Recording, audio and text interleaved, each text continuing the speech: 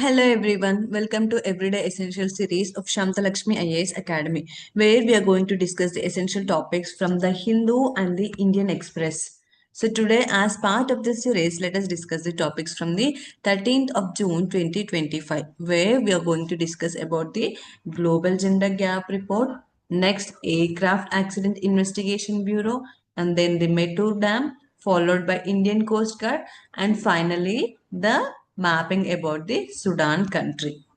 So starting with our first topic, that is Global Gender Gap Report. So why we are discussing this? This Global Gender Gap Report has been released by the World Economic Forum on the 12th of June 2025. And this World Economic Forum is a non-governmental organization, and it is also a think tank based in Geneva, Switzerland. And this organization was established in the year 1971. So now coming to the details about this report. This report was released by the World Economic Forum, and since 2006 this report has been releasing every year. It is the annual report of this World Economic Forum. So what is the objective of this report?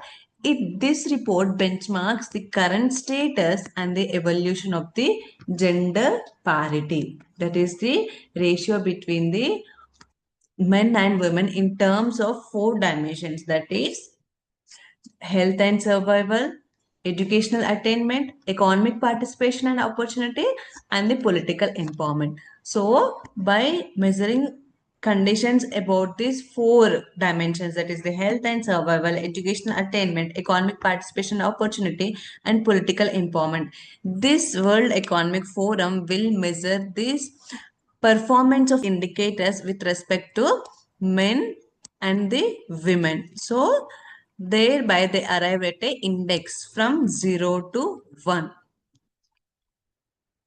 And 1 indicates the full parity. Now coming to the highlights of this 2025 report. And this 2025 report is its 19th edition. And in this report, it measured about the around 148 countries. It measured the performance of four indicators in 148 countries. And the report said that the no economy has yet achieved the full gender parity. See here, no economy has achieved full gender parity. But the Iceland stood in the first rank with 92.6% gender parity. Then followed by the Finland, Norway, United Kingdom, and the fifth is the New Zealand, sixth Sweden, Republic of Moldova, Namibia, Germany, and the Ireland. And in this top 10, 8 are the European economies only. And this gender parity closed by the 0.3 percentage points in the 2025, that is at 68.8% compared to 68.4% in the year 2024. And with respect to these four indicators or the four dimensions, the greatest progress have been achieved in these two indicators, that is economic participation and opportunity and the political empowerment.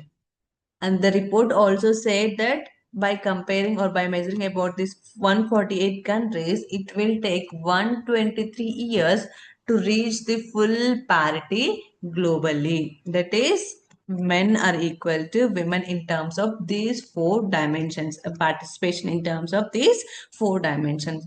And it also said about this region wise also. In the region wise, North America stood first overall gender parity score, and then comes the Europe, and the third rank is the Latin American and Caribbean region, and the fourth is the Central Asian region, the fifth is the Eastern Asia and the Pacific, and the sixth Sub-Saharan Africa, and South Asia is in the seventh position, and last is the Middle East and the Northern Africa in the eighth position. And these are the world global statistics of this global gender gap report. And now coming to India. Now 2025, India ranked 131 out of 148. And in the year 2024, It ranked 129 out of 146 countries and with a parity score of 64.1%. And it showed the progress in the which one of these four dimensions means India showed the progress in the economic participation and opportunity of the women. And next, it saw a huge decline in this dimension of the political empowerment. And if we see the scores of this India and its neighbors, Bangladesh with a ranking of 24 emerged as the best performer in the South Asia. See, Bangladesh emerged as the best performer in the South Asia with the rank 24. And then comes the Bhutan with 119, Nepal 125, Sri Lanka 130, India 131, Maldives 138, and Pakistan 148. That is the least. Pakistan ranked in the last rank. So this is all about the Global Gender Gap Report released by the World Economic Forum. Now moving to our second topic, that is Aircraft Accident Investigation Bureau. So why we are discussing this? We all witnessed this tragic incidents of this Air India Boeing 7878 aircraft plane crash, right? So this accident will be investigated by this bureau, that is the Aircraft Accident Investigation Bureau from India. And also to assist in this bureau's investigation, the United Kingdom's Air Accidents Investigation Branch AAIB and the United States National Transportation Safety Board were also participating in this investigation, given the involvement of this British nationals in the plane and also the aircraft's American manufacturer, that is the Boeing. Now coming to the bureau, what is this bureau is all about? See, there was a Chicago Convention established in the year 1944, 7th December 1944. This Chicago Convention is the Convention on the International Civil Aviation. This Chicago Convention is also known as the Convention on the International Civil Aviation, where it decides the rules and regulations for the international air traffic. And in accordance with these standards and recommended practices, SERPs contained in the Annex 13 of this convention, Chicago Convention, and the Government of India State Safety Program, this Aircraft Accident Investigation Bureau was established on 13th July 2012 as a attached office under the Ministry of Civil Aviation. So, to fulfill the mandate of this Chicago Convention, and in accordance with this, SERP's content is Annex 13 of this Chicago Convention and the Government of India State Safety Program. This institution, this attached office was established on 38th July 2012. So what are its functions? Its functions include this AAIB is responsible for classification of safety occurrences. Safety occurrences involving aircraft operating in the Indian airspace into accidents. It classifies into accidents, serious incidents, and the incidents. And here one more important point is that this AIB is mandated to just investigate only. Investigate the accidents, and the main objective is to prevent the accidents and incidents. And here it does not impose any liability. This AAIB just investigates and its objective is to prevent the accidents, and it does not impose any liability for these accidents. It is not the function or the role of this AAIB. It also conducts the safety studies from time to time. And after completion of the investigation of regarding these accidents, it will send this report to the DGCA, that is Director General of Civil Aviation. Directorate General of Civil Aviation, or the civil aviation regulatory bodies, or any other international civil aviation organization contracting states. So after investigating its report, it will send to the parties of other organizations or the other member states of this Chicago Convention and the DGCA. So this is all about the AAIB. Aircraft Accident Investigation Bureau, which is the attached office of this Ministry of Civil Aviation. Now coming to our third topic, that is Mettur Dam. Why we are discussing this? The Chief Minister of Tamil Nadu, M.K. Stalin, opened the sluices of this Stanley Reservoir on this Mettur Dam for the delta irrigation. This Mettur Dam is in use for the conflict between the Tamil Nadu and the Karnataka regarding the water sharing. So this Mettur Dam is the largest dam in the Tamil Nadu, and it started its construction in the year 1934, and it took 9 years to complete this construction. And this dam is constructed on the river Kaveri, and this dam, Mettur Dam, creates the Stanley Reservoir.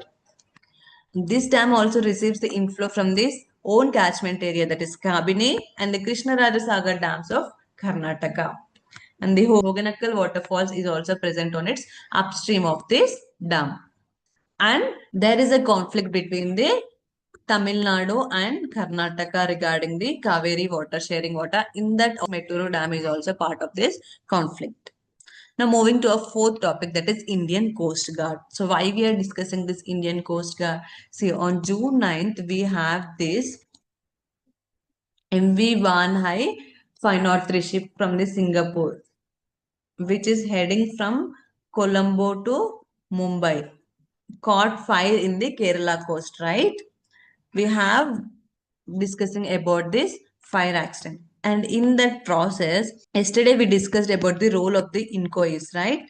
And now we are going to discuss about the Indian Coast Guard. Indian Coast Guard also continued its firefighting efforts despite challenging sea conditions. This Indian Coast Guard also playing a very crucial role in mitigating the effects of this fire accident of this MV Vanhai 503 ship. This Indian Coast Guard is a maritime law enforcement and search and rescue agency of India. It is under the Ministry of Defense. And its jurisdiction includes the territorial waters, including EEZ also, exclusive economic zones.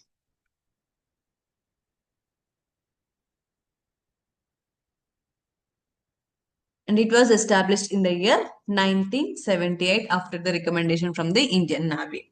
And it has two seaboards, that is the western seaboard headquartered in the Mumbai and the eastern seaboard headquartered in the Visakhapatnam. And these seaboards has in turn has its various regional offices.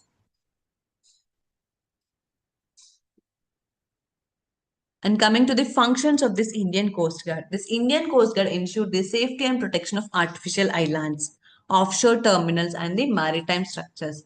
It also protects and assists fishermen in the distress at the sea. The Indian Coast Guard is also equipped to preserve the marine environment and prevent and control the marine pollution also. That is how it's performing its duty in controlling the marine pollution regarding the fire accident of the ship. And it assists customs and other authorities in anti-smuggling operations also. This Indian Coast Guard also enforces laws applicable in the maritime zones. And not only this, it also undertakes other duties such as ensuring safety of life and property at the sea, along with collecting the scientific data. It also collects the scientific data. So these are the functions of the Indian Coast Guard. Now moving to a final topic, that is Sudan. So why we are discussing this?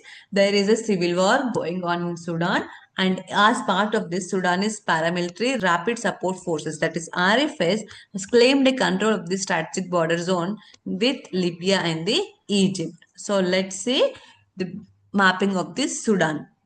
This Sudan is a country in the Northeast Africa, bordered by Egypt, Libya, Chad, Central African Republic, South Sudan, Ethiopia, and the Eritrea. It also has a maritime border with the Red Sea also.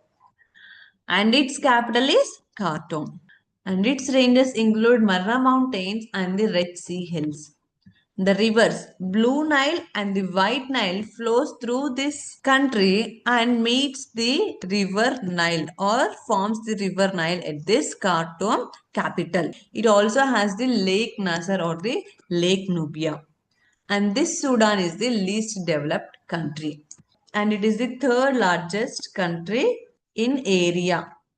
in the Africa after Algeria. That is the first largest country in terms of area in Africa, and the second largest country is the DRC, Democratic Republic of Congo, in terms of area in Africa.